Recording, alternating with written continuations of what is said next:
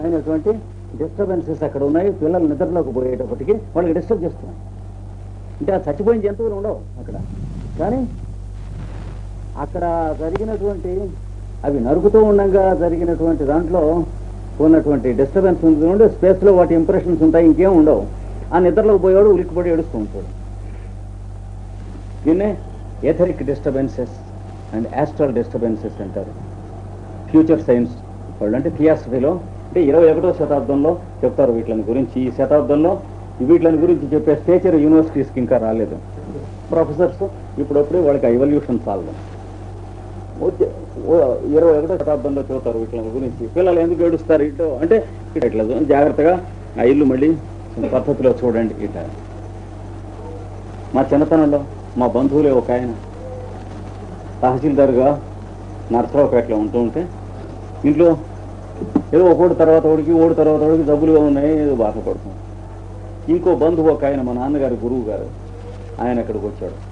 ఇవన్నీ కూడా బాగా ప్రాక్టీస్ చేసి పారంగతులు, యోగాభ్యాసం ఇవన్నీ బాగా ఉన్నటువంటి వాడు. మా నాన్నగారిని లైఫ్లో 40 years వరకు గైడ్ చేసినటువంటి వాడు జీవితాన్ని. ఆయన అక్కడికి ఇంటికి వచ్చాడు. ఈయన ఇంటికి పనుండి వచ్చాడు, ఏదో కోర్టులో పనుండి వచ్చి ఇంట్లోకి వస్తూ లోపలికి ఆయన్ని పిలిచి ఆ తహసీల్దార్ గారిని, బావా ఈ ఇల్లు అంత మంచిది కాదు ఉండటానికి. ఏమిటని అడిగితే, ఇప్పుడు వద్దు, దీని సంగతి రాత్రికి చెబుతాను, ఈ ఇల్లు గలవాడిని రాత్రి 12ంటికి రమ్మని అన్నాడు. రాత్రి 12ంటికి వచ్చాడు ఇల్లు గలవాడు. మేము 7-8 ఏళ్ల వాళ్ళం అప్పుడు. వస్తే అప్పుడు ఒక పలుగు పారా తెప్పించండి నాయన అన్నాడు. తెప్పించాడు. తెప్పిస్తే అప్పుడు చెప్పాడు, మీ వదిన గారు భర్త పోయినటువంటి విధం ఆవిడ పొలాల మీద ఉన్నటువంటి డబ్బులు కలెక్ట్ చేసుకుని వెళ్ళటానికి వస్తే భోజనం పెట్టి తాంబూలంలో విషం పెట్టి చంపి ఇక్కడ ఈ రాతి కింద పాతి పెట్టావు కాదా అని అడిగాడు. ఇప్పుడు ఆ అక్షబంధనం ఇక్కడ ఉన్నదని చెప్పాడు. తీ అన్నాడు రాత్రి.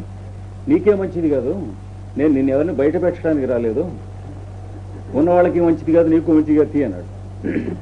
గతగతగట్లాడిపోయి వాడే తీస్తే ఇలా నిల్చున్న మనిషి అస్థిపంజరం యాజిటీస్గా ఉంది. కనుక శాంతము ఉదితము అంటే ఇవి మిరకిల్స్ అనుకుంటాడు ఇడియట్. ఎలా అయితే ఇవి చిన్నప్పుడు మిరకిల్స్ అని అనుకున్నాము మనం, తెలియకపోతే మిరకిలే కదా. అందుకనే Blavatsky the science of spiritualism అనేటువంటి దాంట్లో 10 items అని ఇచ్చింది, మీకు ఎప్పుడైనా ఇస్తాను. అందులో ఫస్ట్ ఐటమ్ ఏమిటి, దేర్ ఇస్ నో మిరకిల్. అంటే everything is the result of the law immutable and unchangeable that is ever taking place in nature. అది అర్థం చేసుకున్నటువంటి వాడు దాన్ని సైంటిఫిక్గా అర్థం చేసుకుంటాడు. చేతగానటువంటి వాడు మిరకిల్ అంటాడు. అంతే. ఈరోజు సైన్స్కి మిరకిల్స్ అయినటువంటి రేపటి సైన్స్కి సైంటిఫిక్ అవుతాయి. ఈరోజు దేని ఎందైతే మానవుడు గుడ్డివాడో సైంటిస్ట్ కూడా దాన్ని ఈ రోజున మిరకిల్స్ అంటారు. ఏముంది అన్నది అంతే. అంటే మనకున్న అజ్ఞానాన్ని బట్టి ఎన్ని మిరకిల్స్ ఉంటాయో తెలుస్తుంది. అది ఇక్కడ చెప్పాడు. కనుక వెడితే ఈ గుంత ముట్టుకున్నారు అనుకోండి, ఇప్పుడు వెళ్ళి ముట్టుకుంటే నిన్నో మొన్నో ఈ గుంత కానుకొని నుంచున్నటువంటి పేషెంట్ వాడు వచ్చి ఇక్కడ మందు తీసుకెళ్ళి వాడు పడ్డటువంటి బాధలు, ఇప్పుడు వాడు ఉన్నటువంటి పరిస్థితి మీకు చూద్దాడు. అది ఇక్కడ ఈ సూత్రంలో వీడు చెప్పింది. కుర్చీలో కూర్చున్నాడు అనుకోండి, ఆయన వచ్చి కుర్చీలో ఇట్లా కూర్చున్నాడు అనుకోండి, కూర్చుని బా ఎవరు మీకు ఈ పాఠాలు చెబుతూ ఉంది అంటే కృష్ణమాచార్యులు, ఆయనకి కాళ్ళు బాగా నొప్పులుగా ఉన్నట్టుగా ఉన్నాయి అంటాడు కూర్చుని. ఎందుకని ఈ కుర్చీలో నేను కూర్చున్నా కదా, రోజు కూర్చుంటున్నాను, కూర్చున్న వాడికి కాళ్ళు నొప్పులు ఉన్నాయి. ఆయనకి ఈ మధ్య కాళ్ళు నొప్పులుగా ఉన్నాయని అడుగుతాడు. మోమడబడి లాభం లేదు వాడి దగ్గర. అది ఇవన్నీ ఏమిటన్నాడు, ధర్మము యొక్క అనుపాతి. అంటే ప్రాపర్టీస్ని అనుసరించి చూపు చూస్తాడు. అంటే వాడి మనస్సు కానీ, కన్ను కానీ, చెవి కానీ, ముక్కు కానీ, నాలిక కానీ, శబ్ద స్పర్శ రూపరసగంధములు అనేటువంటి 5 సెన్స్ ఆర్గన్స్, సెన్సోరియము, సెన్సు, ఇవన్నీ కూడా చక్కగా అక్కడ ఉన్నదాన్ని గురించి పనిచేస్తుంది. ఎందుకంటే ఇక్కడ ఉన్నటువంటిది డస్ట్ తుడిచేశారు కనుక. ఇన్స్ట్రుమెంట్లో ఉన్నటువంటి పాకుడు పాచిని తీసేశారు కనుక అక్కడ ఉన్న వస్తువు మీద ఇన్స్ట్రుమెంట్ పనిచేస్తుంది ఆయన. అద్దానికి దానికే వేరే రంగు ఉంటే అక్కడ ఉన్న రంగు ఏం పడుతుంది ఆ గోడదే. అలా కాకుండా ప్లెయిన్ గా అద్దం కనుక పెట్టినట్లయితే ఆ రంగు పడుతుంది. అలా తయారవుతాడు మనిషి అని చెప్పాడు ఈ సూత్రంలో ఉన్నటువంటి కనుక 14వ సూత్రం లక్షణం ఇది. ఇక్కడ అనుపాతి ధర్మి, చివరికి ధర్మి అనే పదం ఉంది.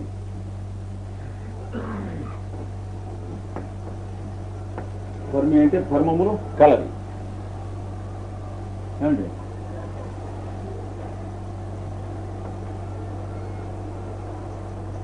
ఒక పువ్వు మొగ్గ అక్కడ పెట్టారు, బలమే పెట్టారు. దీన్ని మనం పువ్వు అయితే మొగ్గ అనే పద్ధతి చూస్తున్నాం. కానీ మనం చూస్తుంది పువ్వు చూడటంలే, మొగ్గ చూడటంలే. ఏం చూస్తున్నాం? రంగు, వాసన, ఆకారము,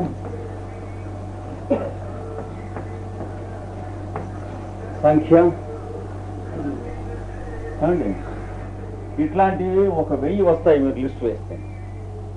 ఈ 1000 మొత్తం వేసినటువంటి ఎల్సిఎంని మనం చూస్తున్నాం. దానికి పువ్వు అని పేరు పెట్టాం ఏమండి. మళ్ళీ మనం చూసినప్పుడు కూడా ఇవన్నీ స్ప్లిట్ సెకండ్లో పనిచేసి దీన్ని మన చేత చెప్పిస్తాయి. కనుక మనం చూసేది పువ్వు కాదు ఇవి, అవునా కదా?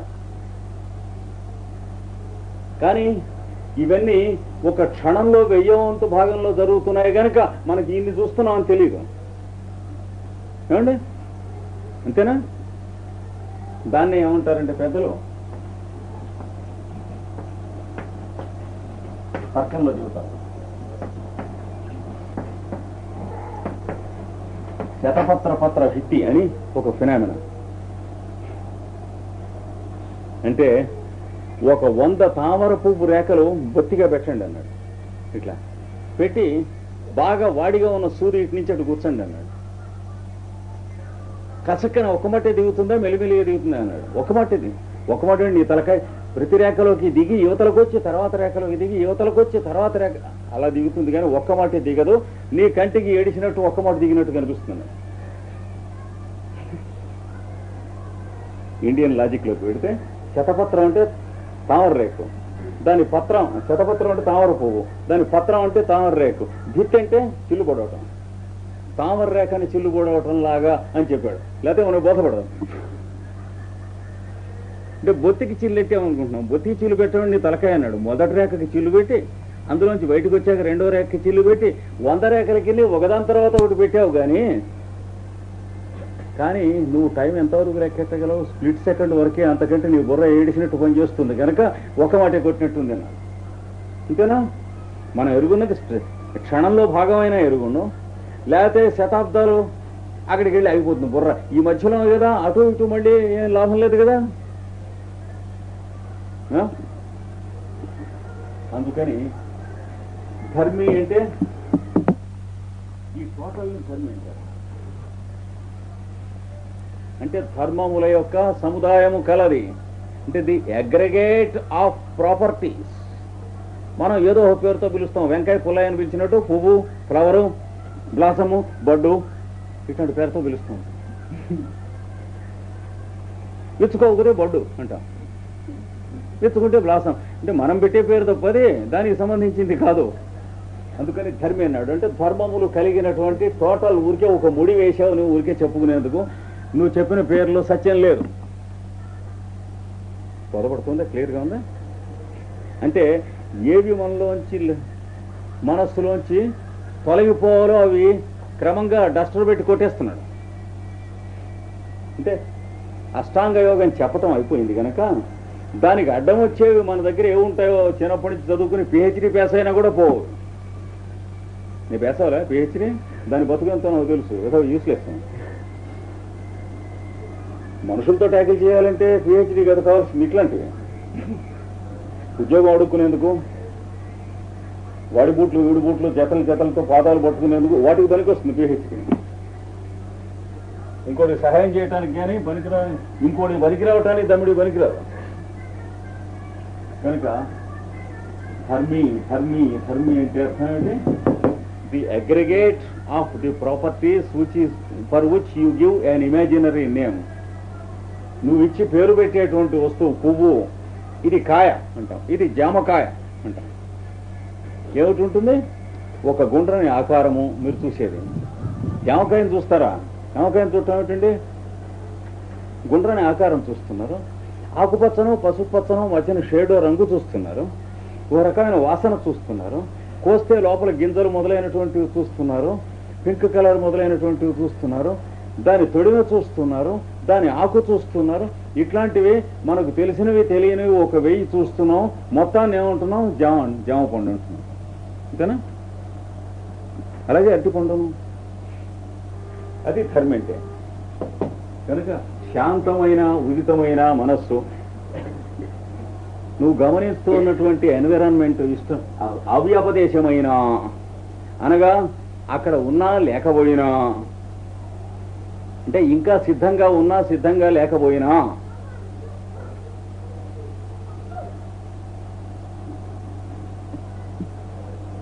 ఒక ముసలాయన ఉన్నాడు, 10 ఏళ్ల కిందట హైదరాబాద్లో జరిగింది. ఈ బల్ల మీద కూర్చుని ఒక అమ్మాయి రోజు పనిచేస్తుంది ఆఫీస్లో,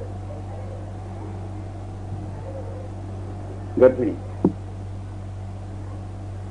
మళ్ళీ రోజు అలాగే ఆ రోజు కూడా ఆఫీసులో పని చేయడానికి వచ్చి అక్కడ కూర్చోబోతూ ఉంటే, ఇట్రా అన్నాడు. లేచి వచ్చింది. ఓ పని చేయి, అటు పక్కన వేసుకుని కూర్చొని పని చేసుకుని వెళ్ళించాను. ఎందుకండి? ఏమని నాకు అట్లా అనిపించింది. సర్లేని మళ్ళీ లాక్కుని కూర్చోబోతూ ఉంటే మళ్ళీ పిలిచాడు. నేను చెప్పాను కదా అక్కడ వేయించుకోను. నవ్వుకొని మళ్ళీ కూర్చోబోతూ ఉంటే ఆ ఫైల్ ఇట బట్టరా అన్నాడు. ఆ ఫైల్ పట్టుకు రావడానికి ఆమె లేచింది, పైనుంచి ఫ్యాన్ కింద పడ్డది, తిరుగుతూ ఉన్న ఫ్యాను బల్ల మీద. మనిషి ఉన్నట్లయితే తుంపులైపోయి ఉండేది. తెలుసునా ఆయనకి? తెలియక్కర్లేదు. కానీ ఇన్సిడెంట్ యాజ్ ఏ హోల్ తెలుస్తుంది, మైండ్కి కాదు తెలిసేది. ఇన్స్టింక్ట్ ఫాలో అవటం చేతవాలి. సైకాలజీ ముండా కొడుకులు ఇన్స్టింక్ట్ ఇవన్నీ కూడాను మన కాన్షియస్ మైండ్ కంటే తక్కువ ఏం చెబుతారు, ఏదో అన్సైంటిఫిక్ ఫెయిల్స్. మనకి దారి చూపించేవి మన మైండ్ కంటే తక్కువ ఎట్లా అవుతాయి? మన మైండ్ వెధవ మైండ్, మనకేం తెలుసొచ్చును? అది పడుతుందని తెలుస్తుందా మన మైండ్కి? ఇన్స్టింక్ట్కి తెలుస్తుంది. ఇన్స్టింక్ట్కి తెలిసి మన మైండ్కి తెలియదంటే ఏది పైది? కనుక మన మైండ్లో వెనుకబడిన దాన్ని ఏమో సుపీరియర్ అనుకుంటారు, మనకి హెల్ప్ చేస్తుంది ఇన్ఫీరియర్ అనుకుంటారు. రిఫ్లెక్సెస్, ఇన్స్టింక్ట్స్ ఇవన్నీ కూడా సబ్ కాన్షియస్ లెవెల్లోనూ ఉన్నటువంటివి అని చెప్పి ఏదో తుక్కు ఎనాలిసిస్ ఇస్తారు, సైకో ఎనాలిసిస్. మీరు బజారం పడి ఎడుతున్నారండి, అరటి తొక్క ఉన్నది, కాలు జారింది, పడబోయారు. పడబోయేటప్పటికి చెయ్యి ఇట పెడుతుంది కదా, అంటే పడబోతున్నామని తెలిసి చెయ్యి ఇట మీరు పెట్టారా? అప్రయత్నంగా పెట్టారా? అప్రయత్నంగా పెట్టారు. దాన్ని ఏమంటాం? Reflex action. మీరు అలా కాకుండా పడబోతున్నాం అని తెలిసి చెయ్యి జాపమని మీరు ఎరుగున్న మైండ్తో చేస్తే ఏమై ఉండేది? అప్పుడు ఫ్రాక్చర్ అయిపోయి ఉండేది. హాస్పిటల్కి వెళ్ళబోతుండగా చెయ్యి ఇక్కడ పెడతాం కన్నా, ఇంకేనా జరిగేది? ఏమనుకోకండి, చెప్పండి. మీకు కాలు జారిన తర్వాత మీరు పడబోతున్నారని మనస్సుకి తెలిసి చెయ్యి కింద పెట్టారా అని మనస్సు చేతికి చెప్పింది అనుకోండి, దొంగలు పడ్డారు, నెల కుక్కలు మురిగే ఏదో మందుకని చెప్పి బజారుకి పంపిస్తే మాసిగానికి తిరిగి వచ్చేటవాడు వాడు.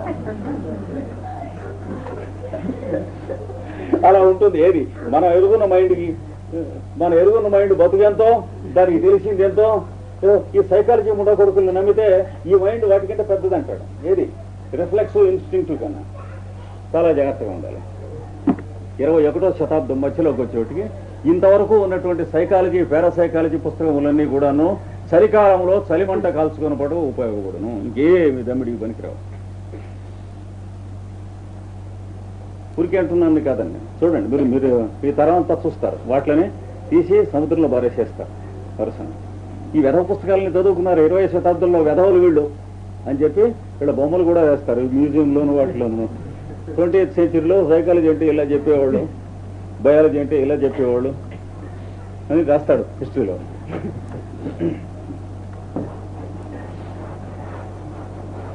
కనుక ధర్మి అనే దానికి అర్థం అది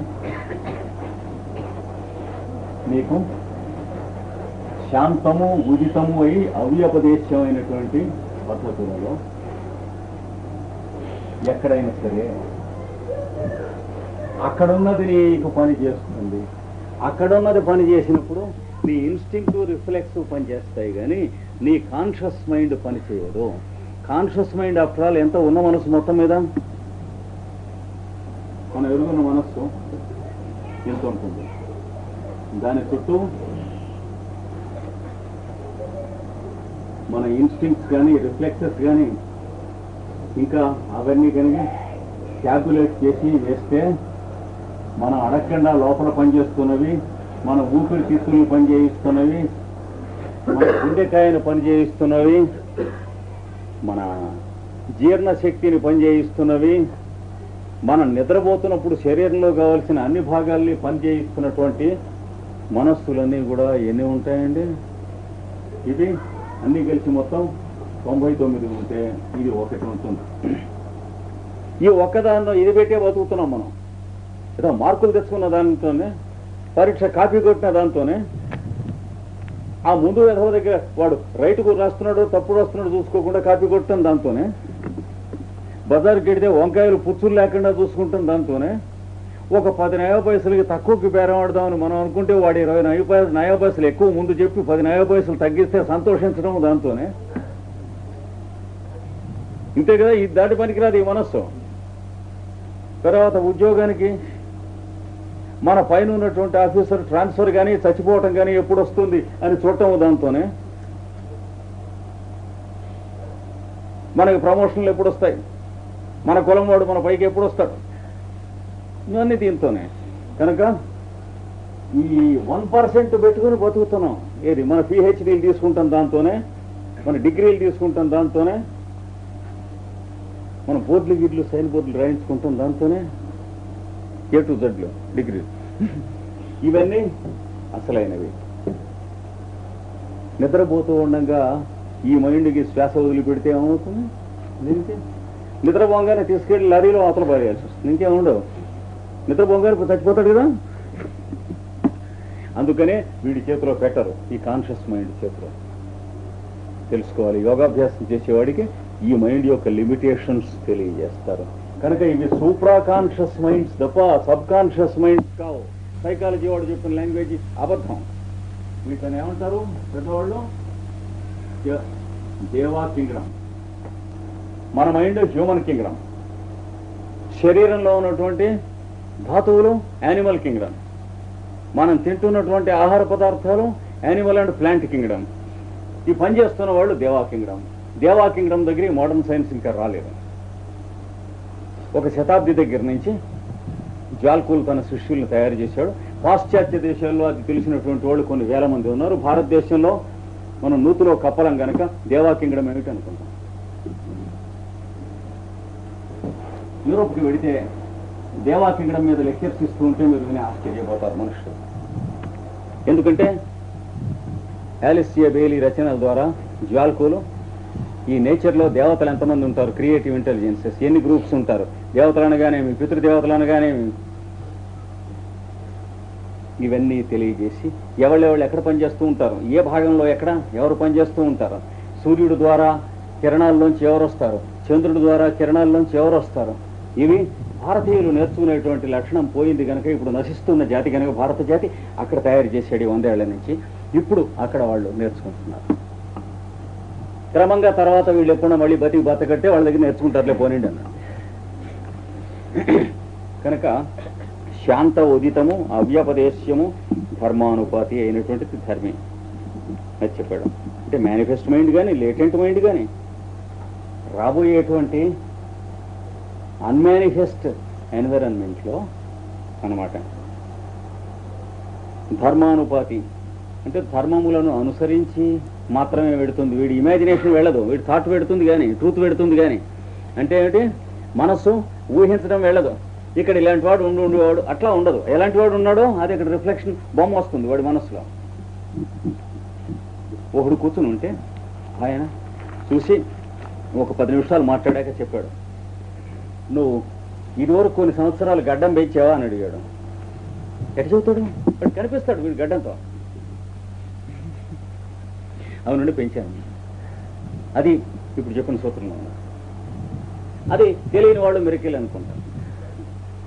తర్వాత 15వ సూత్రం, ఇది తర్వాత సూత్రం. క్రమాన్యత్వం పరిణామాన్యత్వే హేతు. ఇక్కడ తీస్తే క్రమ అన్యత్వం పరిణామ అన్యత్వే హేతు అండి. అంటే పై చెప్పిన దాని మీద ఒక క్వశ్చన్ వస్తుంది. అయ్యా ఇక్కడికి వస్తే ఇక్కడేమున్నదో వాడికి తెలుస్తుంది అన్నారు ఈ సాధన చేసిన వాడికి, ఒప్పుకున్నా. కానీ నలుగురు యోగాభ్యాసం చేసిన యోగసిద్ధులు ఇక్కడికి వస్తే నలుగురికి ఒకటే విషయం తెలుస్తుందా అంటే చచ్చినా తెలియదు.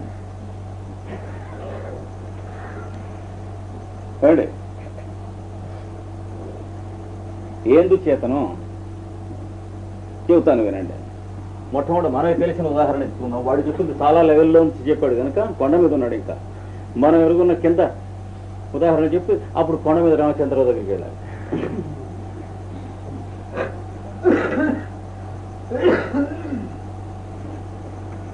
ఇందాక మనం చూసినటువంటి పువ్వు చెట్టు మీద చూసాం, గోడ నుంచి అవతలకు కనిపిస్తుంది. యోగాభ్యాసం చేయనటువంటి వాళ్ళు ఒక నలుగురు చూశారు. ఒకడు చూస్తే వెంటనే కోసుకుందాం అనిపిస్తుంది. రెండో వాడు చూస్తే పువ్వు రంగు బాగుంది అనిపిస్తుంది. మూడో వాడు చూస్తే ఇది మా ఆవిడ తల్లో ఉంటే బాగుంటుంది అనిపిస్తుంది. అంతేనా?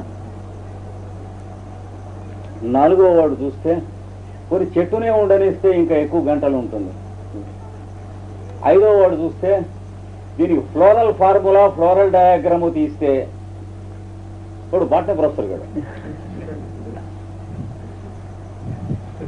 ఇందులో ఎవడి పువ్వు వాడిదే కానీ కనిపిస్తుంది ఒక పువ్వు అయినప్పటికీ భ్రాంతి. ఎవడి లోకం వాడి లోకమే, మా లోకంలో ఉన్నారు. Blind man and the elephant. అవండి ఆ మొదటి వాడి పువ్వు రెండో వాడికి కాదు. అక్కడ చూస్తున్న పువ్వు ఒకటే అనుకుంటున్నారు కానీ చూస్తున్నది లోపల నుంచి. పువ్వులోంచి చూడటం లేదు గడ్డి కొడుకులో. పువ్వులోంచి చూస్తాడా వాళ్ళు తనలోంచి చూస్తాడా? ఇది తెలియకనే గుళ్ళో దేవుడే ఉంటాడు, విగ్రహంలో ఏం దేవుడే ఉంటాడు, వెరబాగుడంతో అవుతూ ఉంటాడు. దేవుడు చూసేవాడికా చూడబడేటువంటి వాడికా అండి? స్విచ్ ఆఫ్ చేసినప్పుడు అందులో లైట్ ఏముంటుంది అన్నట్లు. లైట్ ఎవరికి? వేసుకుని వాడుకునేవాడికా దానికా దీపానికా? చింతపండు పుల్లగా ఉంటుంది. చింతపండుకే మన నాలుగుకే. చింతపండు పుల్లగా ఉండదు అన్నది. అన్ని వెధవాగుడే మనం చేసేది. చింతపండు పుల్లగా ఎందుకు ఉంటుంది? నాలుగే ఒక రియాక్షన్ చింతపండుకు పుల్లగా ఉంటుంది. అంతేనా? చింతపండుకు పుల్లగా ఉంటే దానికే పడు పులిసిపోయి పడి రచ్చి ఉండాల్సింది. అంటే అన్నీ మనం against the nature, against the లాజికే మన కాంప్లెక్స్లన్నీ కూడా. అన్నం వండే ఉంటాం, తగలడుతుంది. అన్నం వండితే బియ్యం వండుతాం, నీళ్లు ఉన్నాం. కూర వండే ఉంటాం అంటే పాడైపోతుంది. కూర వండటం ఏంటి? కూర వేసి వండితే ఏమవుతుంది? పాలు కాచాం, పర్వాలేదు, పచ్చి పాలు అయితే కాదు. చారు కాచాం, చారుగా అన్నాడు. అంటే తగలడుతుంది చారు మళ్ళీ కాస్తే. కానీ వాడేవన్నీ అట్లాంటి మాటలే కదా, మనం అక్కర్లేని. అంటే లాంగ్వేజ్ ఎలా వాడతాం ప్రతి భాషలోనూ అంతే. ఇదిగా బగిలింది దానికి ఒళ్ళు పగలటానికి. పగల కొట్టాడు ఎవడో కానీ ఊరికే పోతుంది. ఉండి పట్టుమని పోతుందా? ఇంత పగలటం ఏంటి? తనేవాళ్ళేక పుస్తకం పడ్డది పొలమించి అలా లేచి పడదా? ప్యాసివ్ వాయిస్ పడవే పడ్డది. అది ఒప్పుకుంటానికి ఇష్టం లేక పడ్డదంటాం. కాలు బలగా తగిలిందా మనం తగిలించుకున్నాం, దాని అంతటితో పోయేట తగిలిందా చూస్తూ ఉంటే మనం అక్కర్లేకుండా. అంటే మనం వాడేటువంటి సెంటెన్సుల్లో 100కి 90 సెంటెన్సులు ఇడియాటిక్ అండ్ నాన్ సైంటిఫిక్. అంటే బుర్రలో ఈ బ్లైండ్ స్పాట్స్ పోవాలి. ఆప్టిషియన్స్ బ్లైండ్ స్పాట్స్ అని మనకు చెబుతారు. కళ్ళకి బ్లైండ్ స్పాట్స్ ఎలా అయితే ఉంటాయో మైండ్కి బ్లైండ్ స్పాట్స్ ఉంటాయి, కొన్ని వేలు వేలు వేలు వేలు ఉంటాయి. అవి పోవాలి యోగాభ్యాసం చేస్తూ ఉంటే, లేకపోతే యోగాభ్యాసం కాదది. ఇక్కడ క్రమాన్యత్వం కనుక ఈ పువ్వు ఒక్కొక్కడికి ఒక్కొక్క పువ్వు కనిపించడం దేనివల్ల అంటే వాడేది వరకు పువ్వుల్ని బట్టి పువ్వుల్ని గూర్చి వాడు చేసినటువంటి ఆ జన్మలో ఉన్న కృషి వల్ల అంటున్నాం కదా. అంటే వాళ్ళందరూ కూడా 25 ఏళ్ల వాళ్ళు అనుకోండి, ఒకడు చూసి ఈ పువ్వు కోసేసుకున్నాం అనేది అంటే వాడు ఎక్కడ పువ్వు చూసినా కోయటం వెదవేస్ట్ అవుతుందన్నమాట, చెట్టును ఇవ్వటం కాకుండా. అంటే ఏమని తెలుస్తుంది వాడికి, ఫ్యామిలీ అయినా అంతే, పిల్లనిచ్చినా అలాగే ఉంటుంది. దాన్ని అనుభవించడం, పిల్లలు పుట్టాక అవతల పారేయటం తప్ప ఫ్యామిలీ పెళ్ళాం పిల్లలు అనేవి ఉండవు. వాడికి హీజ్ అన్ ఇడియట్. వెంటనే తెలుస్తుంది మీకు. పువ్వు కనపడగానే చెట్టు నుంచి కోసేటవాడికి ఎన్నడూ పిల్లనివ్వకండి. Because he is not fit to be a husband. అని చెప్పాడు పాపం, ఆయన మంచి కవి గారు. వాడికి పిల్లని ఇచ్చాను, బాధపడుతున్నాడు, డ్రంక్ అయ్యాడు వాడు. గోల్డ్ పెంచుకున్న ఎదవకి లేతారి టేకలో అన్నం పెట్టినట్టు అయింది అన్నాడు. పోయిట్ కనుక చెప్పాడు, కవి కనుక చక్కగా చెప్పాడు. అంటే ఏమవుతుంది, తను అన్నం తినలేడు, ఈ లోపల చిరిగిపోతుంది ఆకంతాను. పిల్లలు అయిపోయామో అరిటేకలు అయిపోయింది. వీడు గోడు పెంచుకున్న ఎదవ కనుక అన్నం తినలేకపోయాడు అన్నట్టుగా సంసారం పాడు చేసుకున్నాడు అని చెప్పాడు. కవి కనుక అలా చెప్పాడు. ఒక కడుపు మండిపోయి ఆయన అన్నాడు అనమాట, ఇలా అయిపోయింది నాయన కూతురు సంగతి అని అంటూ, గోల్డ్ పెంచుకున్న ఎదవకి లేతారి టేకలో అన్నం పెట్టినట్టు అయింది అన్నాడు పిల్లని. అంటే it cannot be better express. చాలా ఆశ్చర్యం నాకు. తర్వాత చాలా ఆలోచించే, ఇంతకంటే బాగా చెప్పడానికి ఎట్లా వీలు ఉంది అని. ఎక్కడా వీలు లేదు, అట్లా చెప్పాడు ఆయన. నేనే కాదు, పెద్ద పెద్ద వాళ్ళు ఆశ్చర్యపోయారు ఆ చెప్పిన సమాధానానికి. పక్కన విశ్వనాథ గారు ఉంటే ఆయనతో చెప్పుకుంటూ ఏడ్చాడు అనమాట. ఆయన తర్వాత అన్నాడు, ఆచార్యులు ఇలా అన్నాడు, ఏ మహాకవి రాశాడో ఈ ముక్క, ఆయన కడుపు మంటలోంచి ఈ వాక్యం వచ్చింది చూడని సత్యనారాయణ గారు అన్నాడు. కనుక వాడు పువ్వును గురించి అంతకు ముందు ఎట్లాంటి లైఫ్ లీడ్ చేశాడో దాన్ని బట్టి వాడు చూసే పువ్వు వేరు.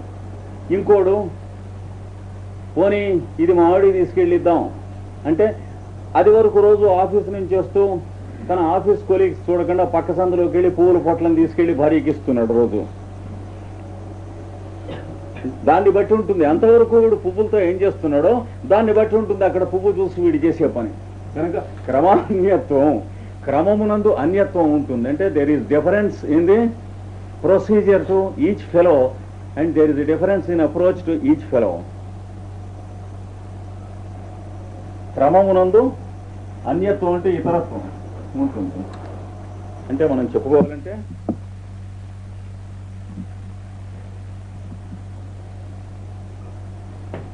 The personal element in the stage of development. ఇది the personal element in the stage of development. అది క్రమాన్యత్వం అంటే. అంటే 10 మంది క్లాసులో ఉన్నారు, 10 మంది పరీక్ష పాస్ అవుతున్నారా అంతే.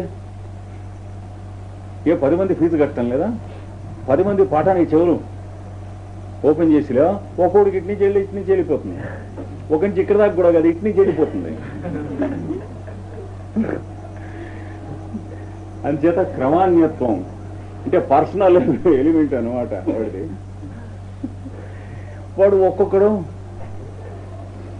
ఆ లెక్చరర్ కనుక చెప్పలేదు బాబోయ్ తప్పాను అంటాడు. ఆ క్లాసులోనే ఫస్ట్ మార్క్ వచ్చిన వాడు ఉన్నాడు, మా లెక్చరర్ గారు ఒక్క మాట చదివితే చాలు నేను మళ్ళీ చదవక్కర్లేదు అంటాడు వాడు. ఎట్లాగా తెచ్చేది? అందుకని క్రమ అన్యత్వం.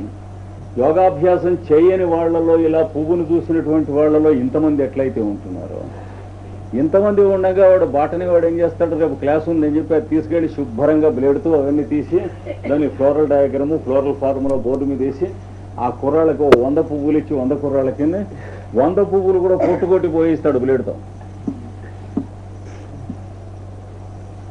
ఏమండి వాడు ఇది మరి కేలిక్స్, ఇది సెపల్స్, ఇది పెటల్స్, ఇవన్నీ వాడు చెప్పుకుంటూ వస్తాడు అన్నమాట.